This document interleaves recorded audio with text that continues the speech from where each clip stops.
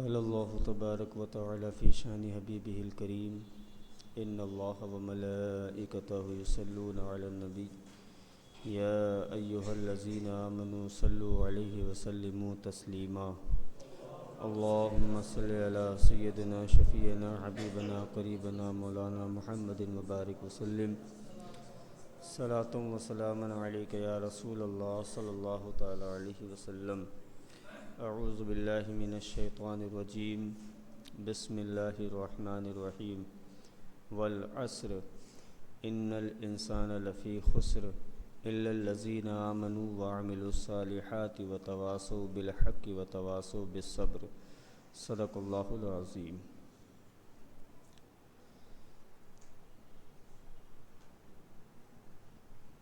حضرت محترم، میں نے سورہ عصر کی تلاوت کی ہے اور اسی پر انشاءاللہ کچھ دیر آپ سے گفتگو کروں گا۔ اس میں آپ پہلے کنز الایمان اعلیٰ حضرت سرکار کا ترجمہ سماعت فرما لیں۔ اللہ تعالیٰ فرماتا ہے والعصر، اس زمانے محبوب کی قسم، ان الانسان لفی خسر، بے شک آدمی ضرور نقصان میں ہے، الا الذین آمنوا وعملوا الصالحات وتواصوا بالحق، مگر جو ایمان لائے اور اچھے کام کیے اور ایک دوسرے کو حق کی تاکید کی، وتواصوا بالصبر، اور ایک دوسرے کو صبر کی وصیت کی۔ یہ ترجمہ ہے کنز الایمان کا۔ اب پہلے کلمے کی طرف آتے ہیں جو اللہ تعالیٰ ارشاد فرماتا ہے والعصر، اس زمانے محبوب کی قسم، یہ اعلیٰ حضرت کا ترجمہ ہے۔ اور عصر کا ایک معنی ہوتا ہے جب دن جا رہا ہوتا ہے اور رات آ رہی ہوتی ہے، اس وقت ہم لوگ نماز عصر بھی ادا کرتے ہیں۔ عصر کا ایک معنی وہ بھی ہے اور نماز عصر بھی ہم لوگ ادا کرتے ہیں۔ اور نماز عصر کی جو ہے بڑی فضیلتیں بھی آئی ہیں اور کئی تفسیر کرنے والوں نے یہاں پر مراد نماز عصر کو بھی لیا ہے کہ اللہ تعالیٰ نے یہاں جو قسم کھائی ہے وہ نماز عصر کی قسم کھائی ہے یا عصر کے وقت کی قسم کھائی ہے۔ اور اللہ تعالیٰ نے یہاں پر قسم کھا کر کے پھر آگے بات کی ہے۔ تو عصر کی نماز کی وہ اہمیت ہے کہ اس کی بڑی فضیلتیں ہیں۔ ایک تو یہ ہوتا ہے کہ دن جا رہا ہوتا ہے اور رات آ رہی ہوتی ہے، اس درمیان ہم وہ دن کی آخری نماز پڑھتے ہیں۔ دوسری چیز کیا ہے کہ عصر کی نماز کے وقت جو ہے لگ بھگ جتنے لوگ بھی ہوتے ہیں وہ لگ بھگ اپنے کاموں کو سمیٹ رہے ہوتے ہیں، ہے نا۔ نوکری والے نوکری سے چھوٹنے والے ہوتے ہیں، جو دکان والے ہیں اب ان کی دکانداری کا وقت جو ہے وہ شروع ہو رہا ہوتا ہے۔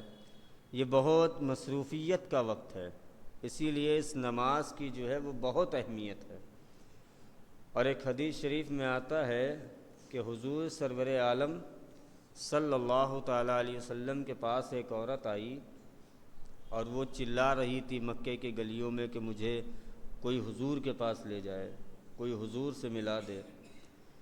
تو حضور نے جب اس کو دیکھا تو ارشاد فرمایا کیوں پریشان ہو اور کاہے بے چین ہو کر کے ادھر ادھر بھٹک رہی ہو، کیا معاملہ ہے؟ تو اس نے کہا حضور مجھ سے بہت بڑی غلطی ہو گئی۔ تو حضور نے ارشاد فرمایا کیا غلطی ہوئی؟ تو اس نے کہا کہ میرا شوہر تجارت کے لیے باہر گیا ہوا تھا اور مجھ سے جو ہے وہ زنا ہو گیا، اور زنا ہونے کے بعد میں حاملہ ہوئی اور جب بچہ پیدا ہوا تو اس بچے کو میں نے سرکے کے ڈبے میں ڈال دیا اور وہ بچہ مر گیا، اس بچے کو میں نے نکال کر کے پھینک دیا اور سرکہ جو ہے میں نے بیچ دیا۔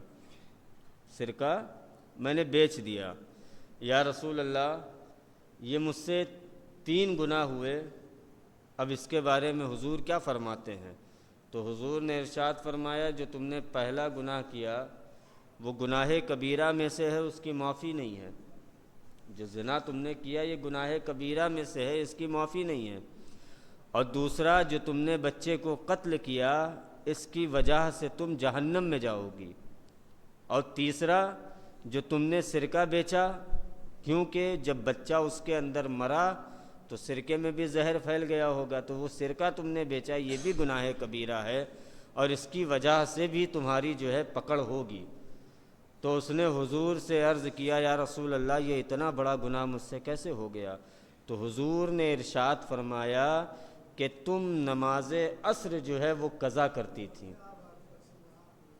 تم نماز عصر قضا کرتی تھیں، اس لیے تم سے یہ گناہ ہوا۔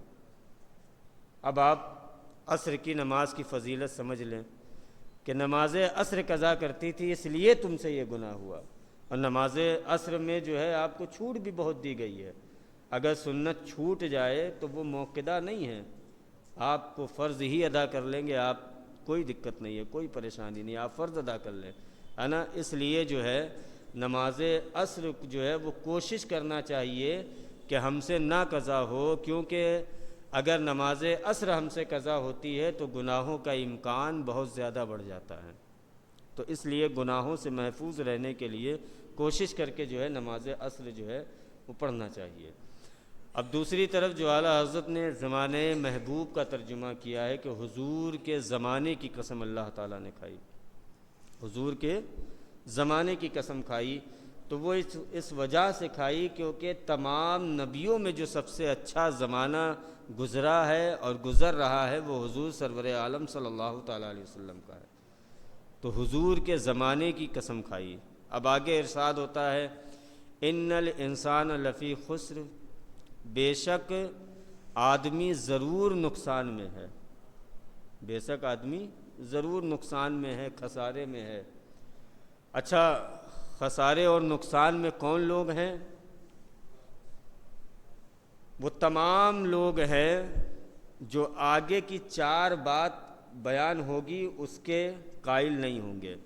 آگے جو 4 بات آ رہی ہے اگر وہ 4 چیزیں ان میں نہیں پائی جاتی ہیں تو وہ سب کے سب نقصان میں ہیں، جس کے اندر یہ 4 چیزیں نہیں پائی جاتی ہیں۔ پہلی چیز کے بارے میں کیا تلقین کی گئی ہے؟ ایمان لے آنا۔ ایمان، ایمان جو ایمان لے آیا وہ نقصان سے محفوظ ہو گیا، جو ایمان لے آیا، ظاہر سی بات ہے نقصان سے محفوظ ہو ہی جائے گا کہ پھر وہ خدا کی عبادت کرے گا، پھر اس کو کسی کے آگے جھکنے کی ضرورت نہیں ہے، پھر وہ خدا کی عبادت کرے گا۔ دوسرا کیا ہے؟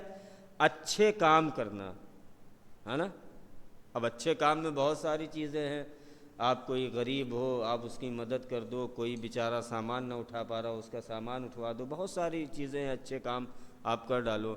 پھر تیسرا ہے حق کی تلقین کرنا اور کروانا، یعنی حق کے لیے خود ہر سمے ثابت قدم رہنا کہ ہم حق بولیں گے اور حق پر عمل کریں گے اور حق کے ہی ساتھ اپنی زندگی کو گزاریں گے، اور دوسروں کو اس کی تلقین کرنا کہ تمہیں بھی حق کرنا ہے اور حق پر ہی رہنا ہے اور حق کے ساتھ اپنی زندگی کو گزارنا ہے۔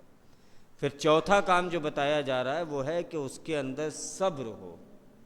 صبر یہ بہت بڑی چیز ہے، اگر صبر ہمارے اندر پیوست ہو گیا تو پھر ہم سمجھ لیجئے کامیاب ہو گئے۔ وہ صبر ہی ہے جو ہمارے اندر نہیں ہے نا۔ ذرا سے نقصانات پر ہم جو ہے پریشان ہو جاتے ہیں، طرح طرح کی باتیں کرنے لگتے ہیں نا کہ پتہ نہیں کیا غلطی تھی، کیا خطا تھی جو ہمیں یہ سزا ملی، یہ ہمارا نقصان ہوا، ہم اس طرح سے جو ہے وہ پریشان ہوئے، اس طرح سے ہم بے چین ہوئے۔ صبر اتنی عظیم چیز ہے کہ آپ کو پتہ ہی نہیں کہ اس نقصان کے پیچھے آپ کا کتنا بڑا فائدہ ہے۔ ایک واقعہ ہے نا حضرت خضر علیہ السلام کا، آپ گئے ایک صحرا میں، وہاں پر ایک دیوار تھی، تو اس دیوار کے نیچے کچھ لوگ بیٹھے تھے، وہ دیوار آپ نے گرا دی، وہ لوگ مر گئے۔ پھر آگے بڑھے تو میدان میں بچے کھیل رہے تھے، ان بچوں میں ایک بہت حسین جمیل بچہ کھیل رہا تھا، اس کی گردن پکڑی اور توڑ دیا، اس کو مار ڈالا۔ پھر اور آگے پڑھے تو بڑھنے کے بعد دریا کے اس پار سے اس پار جانا تھا، تو جس ملاح کی ناؤ میں بیٹھے جب دریا کے اس پار پہنچے تو اس ملاح کی ناؤ میں جو ہے وہ چھید کر دیا، ہے نا۔ اب آپ ان تینوں واقعات کو اگر سوچیں گے تو یہ دیکھیں گے کہ دیوار گری، لوگ مر گئے، اس میں کسی کا کیا فائدہ ہے؟ ایک بچے کی گردن توڑ دینا، اس میں کسی کا کیا فائدہ ہے؟ جس نے دریا سے اس پار سے اس پار لگایا، اس کی ناؤ میں چھید کر دینا، کیا فائدہ ہے؟ لیکن یہ بات ان لوگ کو تھوڑی پتہ تھی کہ اس میں ان کا کیا فائدہ ہے۔ دراصل آپ نے واقعہ سن بھی رکھا ہے، دیوار کے نیچے یتیم معصوم بچوں کا جو ہے وہ خزانہ چھپا ہوا تھا۔ وہ جو دیوار کے نیچے بیٹھے دیوار کو کھود کر کے خزانہ نکالنے کی کوشش کر رہے تھے، اگر وہ خزانہ نکال کر کے لے جاتے تو وہ یتیم بیچارے بھیک مانگنے پر آ جاتے، ہے نا۔ وہ چور تھے، وہ ڈاکو تھے، لیکن زمانے کو یہ تھوڑی پتہ تھا، زمانہ تو یہ سوچے کہ یار دیوار گری اور یہ 4 لوگ مر گئے۔ کسی کو کیا پتہ تھا کہ کسی یتیم کا وہاں پر خزانہ دفن تھا، اس کی حفاظت اللہ تعالیٰ نے اس طریقے سے کی، ہے نا۔ پھر اس بچے کی گردن جو حضرت خضر علیہ السلام نے توڑی، تو بڑا حسین و جمیل بچہ تھا، کھیل رہا تھا، اس کی کیا غلطی تھی؟ نہیں، حضرت خضر علیہ السلام فرماتے ہیں کہ اس کی پیشانی پر لکھا ہوا تھا کافر، کافر لکھا ہوا تھا، اور یہ بڑا ہوتا تو اس کی محبت میں اس کے ماں باپ بھی کفر کو اختیار کر لیتے، اس کی محبت میں اس کے ماں باپ بھی کفر کو اختیار کر لیتے۔ تو اس کو مارنے کی وجہ یہی ہے کہ اس کے ماں باپ کے ایمان کی حفاظت ہو گئی، کیونکہ بیٹے کی محبت میں غالب آ کر کے وہ کفر کو اختیار کر لیتے۔ یہ بالکل صاف ایک دم فیکٹ بات تھی، لیکن اس کے مر جانے کے بعد اس کے ماں باپ کو یہ پتا تھا کہ یہ میرے کفر کا سبب بنے گا۔ اس کے ماں باپ تو یہی سوچ رہے ہوں گے کہ کاہے میرے بچہ مر گیا، میرے بچے کی گردن توڑنے والے نے کیوں توڑ دی، اس معصوم نے کسی کا کیا بگاڑا تھا؟ مگر اس کے پیچھے حکمت یہ تھی کہ ان کے ایمان کی حفاظت، وہ شرط اول تھی، وہ ایمان بچانا تھا، ہے نا۔ تو اس لیے اب آگے چلیے، وہ ملاح کی ناؤں میں چھید کیا تو ملاح تو بیٹھ کے کوس ہی رہا ہوگا نا کہ ہم نے دریا پار کرایا اور ہماری ناؤں میں چھید کر کے چلے گئے، لیکن نہیں، اس کے پیچھے حقیقت یہ تھی کہ اگر وہ ناؤ صحیح سلامت رہتی تو اسے ڈاکو جو ہے وہ لوٹ لیتے، اور جو اس کے کمانے کا ذریعہ تھا، اس کے کمانے کا وہ ذریعہ ختم ہو جاتا۔ اس نے تھوڑی دیر لان و ملانت کرنے کے بعد پھر اپنی ناؤں میں پیوند لگایا ہوگا اور دوبارہ اس سے کمانا شروع کر دیا ہوگا، لیکن اگر وہ پیوند نہ لگتا تو وہ ناؤ ہمیشہ کے لیے کھو دیتا۔ اسے کیا پتا تھا ملاح کو کہ اس میں میرا کیا فائدہ ہے؟ وہ تو یہی سوچ رہا ہوگا کہ میری ناؤ میں چھید کر دیا، میرا نقصان کر دیا، لیکن اسے کیا پتا تھا کہ ایک ناؤ میں چھید ہونے کے سبب اس کی پوری ناؤ کی حفاظت ہو جائے گی۔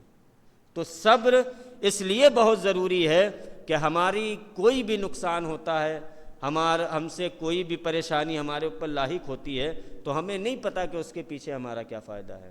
یہ تو اللہ بہتر جانتا ہے کہ اس نے ہمارے لیے کیا انعام رکھا ہے نا۔ تو اس لیے جو ہے وہ صبر جو ہے وہ اتنی عظیم چیز ہے کہ ہر وقت جو ہے وہ صبر سے کام لینا چاہیے، ہر وقت صبر سے کام لینا چاہیے، اور خاص طور سے جو اس وقت حالات ہیں، اس وقت جو حالات ہیں، اس وقت تو بہت ضروری ہے کہ صبر سے آپ کام لیجئے، ہے نا، کیونکہ آپ کی غلطی ہو نہ ہو مجرم آپ ہی قرار دیے جائیں گے، ٹھیک ہے۔ ابھی آپ نے دیکھ بھی لیا، رزلٹ بھی دیکھ لیا، تو مجرم آپ ہی قرار دیے جائیں گے۔ تو اس لیے اگر کوئی ایک الفاظ آپ کو کہہ رہا ہے بذات خود تو سن کر کے نکل جائیے، ایک دن اس کا صلہ جو ہے اللہ اسے ضرور عطا کرے گا، ہے نا۔ آپ اللہ کی ذات پر جو ہے وہ قادر رہیے کہ میرا رب جو ہے وہ قادر مطلق ہے، وہ اس کا صلہ ضرور دے گا، اور آپ یقین جانیے کہ اس کا صلہ جو ہے وہ ضرور ملے گا۔ بس ضرورت ہے کہ آپ صبر تو کیجئے، آپ حق پر چلنے کی کوشش تو کیجئے۔ آج ہم حق اس ڈر سے نہیں بولتے کہ سامنے والے کو برا لگ جائے گا، سامنے والا جو ہے وہ غصہ جائے گا، وہ ہم سے بات نہیں کرے گا۔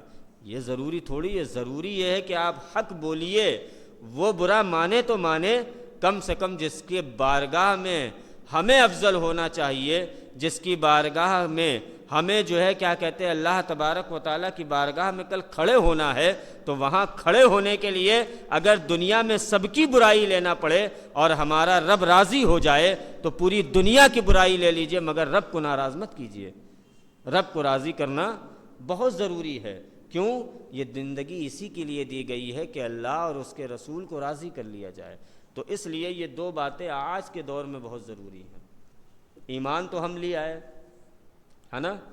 ایمان تو اللہ کا شکر ہے کہ ہمارے پاس ہے ایمان کی دولت۔ اب بچتا کیا ہے؟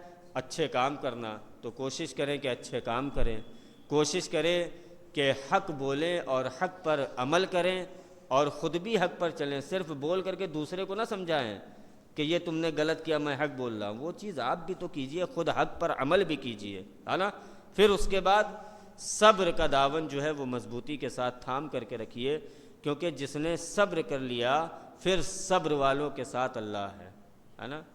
ان اللہ مع الصابرین، صبر کرنے والوں کے ساتھ اللہ ہے، اور جس کے ساتھ اللہ ہے اس کا کوئی بال باقا نہیں کر سکتا۔ تو اس لیے جو ہے وہ صبر کیجئے، اور یہ دعا کیجئے ہر وقت کہ اللہ تعالی ہمیں حق پر اور صبر پر چلنے کی توفیق عطا فرمائے۔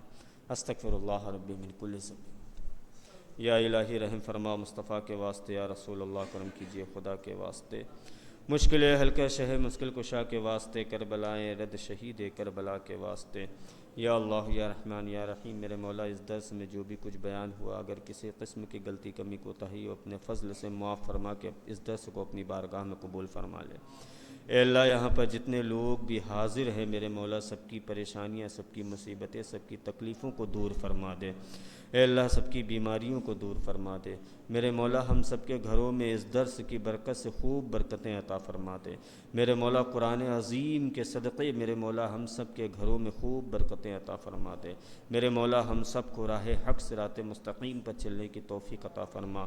وصلی اللہ تعالی علی خیر خلق نور عشیم محمد وعلی آلہ وصحبہ اجمعین برحمتک یا ارحم الراحمین بحق